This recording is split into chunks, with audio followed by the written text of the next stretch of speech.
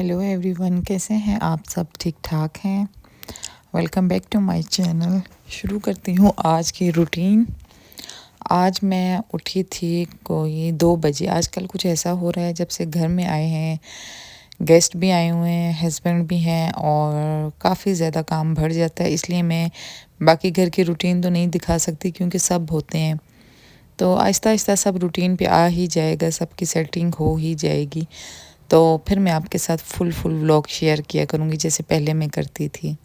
आजकल कुछ ऐसा हो रहा है कि मेड आती है सुबह में, वो काम वगैरह करके चली जाती है और हम सब सो रहे होते हैं। जब हम उठते हैं तो जब हम तब उठते हैं जब बच्चे स्कूल से आते हैं। तो बच्चों के स्कूल से आने से पहले ही थोड़ी देर पहले मैंने और मेरे हस्बैंड ने नाश्ता कर लिया था और मेरे देवर ने भी कर लिया था, सास ने भी कर लिया था। तो अब बच्चे आ गए थे स्कूल से, अब बच्चों के लिए नाश्ता बना रही थी, तो मैंने कहा मैं आप लोगों के लिए शूट भी कर देती हूँ साथ साथ। तो इसलिए मैं आपको अब पूरे दिन की रूटीन नहीं दिखा पा रही, लेकिन इंशाल्लाह 1-2 दिन में सब सेट हो जाएगा क्योंकि फ़िलहाल घर की सेटिंग वगैरह चल रही है, कुछ इधर उधर।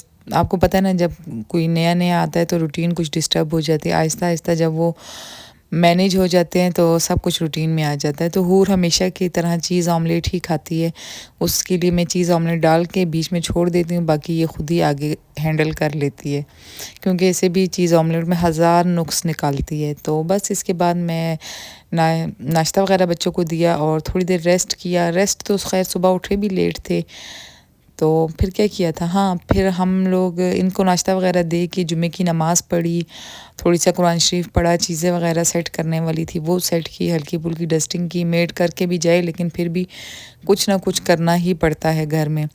वो सब कुछ करने के बाद मैंने कॉफ़ी बना ली थी अपने लिए, अच्छी सी एक कॉफ़ी बनाई अपने और अपने हस्बैंड के लिए और मिकाल के लिए। हम लोगों ने कॉफ़ी पी, बच्चे ट्यूशन चले गए थे और बाकी सब चले गए थे पार्क। कॉफ़ी वगैरह पीने के बाद फिर मैं आ गई किचन में, थोड़ी देर बाहर गए थे वॉक करने के लिए, वॉक की फिर आ गई किचन में। आज बनाना था नमकीन रोस्ट विद माश की दाल। बहुत ही अच्छा लगता है, ये कोयटा की रेसिपी है। कोयटा वाले अगर देख रहे हैं तो ये वहाँ पे बहुत ही ज़्यादा इन है। बहुत ही सिंपल होता है लेकिन बहुत टेस्ट होता है क्योंकि हम लोग ज़्यादा मसाले वगैरह पसंद नहीं करते, इसलिए ऐसी चीज़ें ज़्यादा अच्छी लगती है। नमकीन रोस्ट में मैंने चाँप ली थी 1.5 kg, उसमें डाले 2 टमाटर, 2 प्याज और गरम मसाला थोड़ा सा, देखा था आप लोगों ने, नमक, हल्दी और ब्लैक पेपर, और इसको लगा दिया मैंने। कुकर बंद कर दिया, ऑयल मैंने नहीं डाला था। अच्छा, टमाटर साबित ही डाल दिए थे, दम पे लगा दिया जब तक वो पकेगा। और मैं आ गई माश की दाल की तरफ। माश की दाल में मैंने प्याज रेड किया, प्याज रेड करने के बाद मैंने डाल दिए टमाटर, टमाटर रेड हुए तो फिर उसके अंदर डाल दिया लहसुन अदरक का पेस्ट। लहसुन अदरक का पेस्ट प्याज के बाद इसलिए नहीं डाला क्योंकि ये जो है होममेड नहीं है, बाहर से बना हुआ है, तो इसलिए पानी इसमें उछलता है, जो भी आप लोग समझ लें। फिर उसके बाद डाल दी सब्ज़ नहीं रेड चिली डाल दी, सॉल्ट डाल दिया, हल्दी डाल दी। और ये मैंने पहले ही चाय पीने के बाद ना मैंने दाल गीली करके रख दी थी वॉक पे जाने से पहले ही।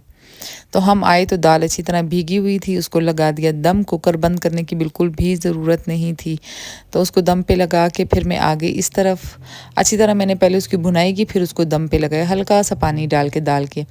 गोश्त मुझे थोड़ा कच्चा लग रहा था, फिर से मैंने उसको लगा दिया दम पे क्योंकि इसमें नमकीन रोस्ट में सिर्फ ये ख़तरा होता है कि गोश्त अगर ज़्यादा गल गया, या दाल भी और नमकीन रोस्ट भी बहुत ही बुरा लगता है, फिर खाने का दिल ही नहीं करता।